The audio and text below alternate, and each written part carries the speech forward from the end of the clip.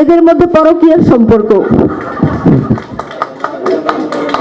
আপনাদের একটা কোশ্চেনের উত্তর দিতে চাই যে এটার সাকসেসের পেছনে আপনারা কারণটা জানতে চেয়েছেন।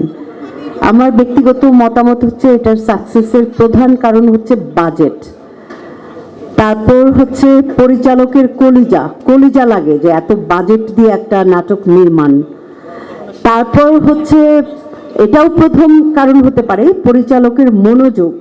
পরিচালকের যদি মনোযোগ না থাকে কোনো আর্টিস্টের মনোযোগই থাকে না। আমি দেখেছি অনেক সেটে যে পরিচালক যখন 12টায় আসেন তখন আর্টিস্টরা আসেন 2টায়, কিন্তু দেখা গেছে আমরা অনেকে লেট করেছি কিন্তু আমাদের পরিচালক সকাল 9টায় সেটে, উনি কিন্তু রাত 1টা-1.5টায় গেছেন। আর এই যে 1টা-1.5টায় গেছেন কিন্তু ঠিক 9টায় উনাকে আমি অনেকবার চেষ্টা করেছি ওনাকে একটা দিন একটু ফেল মারতে, মানে যেন দেখি যে আমার পরে উনি এসছেন না, আমি গিয়ে দেখি যথারীতি রাজা মহাশয় বসে আছেন।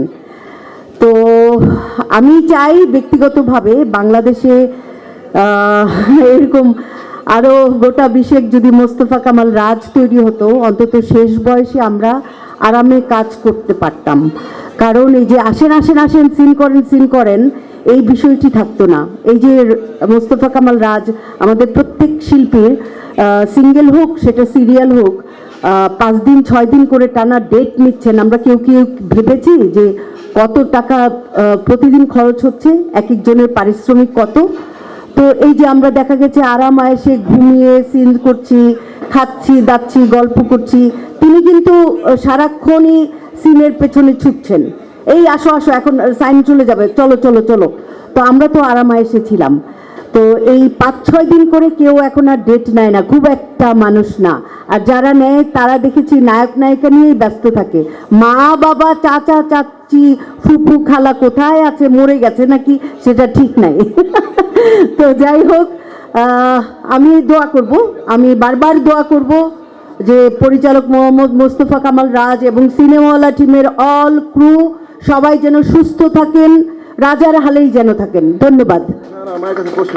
হ্যাঁ হ্যাঁ জি জি জি জি জি জি ওকে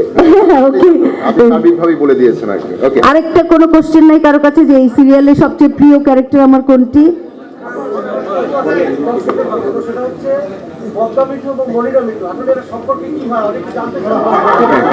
এদের মধ্যে পরকীয়ার সম্পর্ক।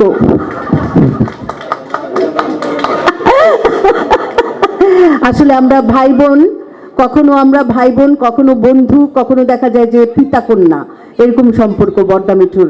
একটা বর্দা মিঠু হারালে 5 বছরেও আরেকটা এত সরল মানুষ, এত ভালো মানুষ মাহমুদুল ইসলাম মিঠু আসবেন কিনা সন্দেহ। আগে আমরা যখন পেমেন্ট পেতাম না উনি দৌড়াতেন, প্রডিউসার ডিরেক্টরদের দড়ি দিয়ে বেঁধে রাখতেন, প্রত্যেকের পেমেন্ট আদায় করে উনি বাসায় ফিরতেন। এটাই বর্দা মিঠু। আর কিছু আছে কোশ্চেন? প্রিয় চরিত্র এটা আমাদেরই গল্পের মধ্যে প্রিয় চরিত্র সবগুলোই, তার মধ্যে বিশেষ প্রিয় হচ্ছে আঞ্জুমান বেগম। অনেক কঠিন চরিত্র ছিল এটি, অনেক কঠিন। জি ধন্যবাদ।